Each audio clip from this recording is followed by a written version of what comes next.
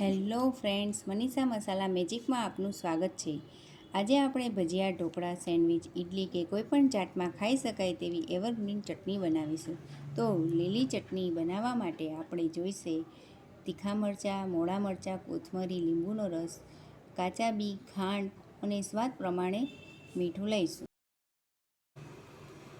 હવે આ રીતે કાપેલા મરચાંને આપણે મિક્સર બાઉલમાં આ રીતે રાખી દઈશું। ત્યારબાદ આપણે કોથમરી ઉમેરીશું,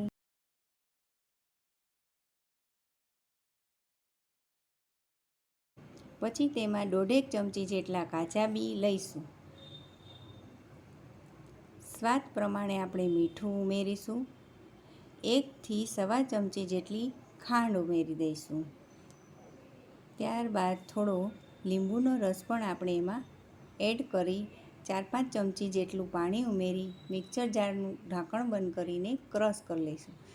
તો રેડી છે ને આપણી ભજીયા, ઢોકળા, સેન્ડવિચ વગેરે સાથે ખાઈ શકાય તેવી એવરગ્રીન ચટણી। વિડીયો ગમે તો ચેનલને સબસ્ક્રાઈબ કરવાનું ભૂલશો નહીં। Thanks for watching.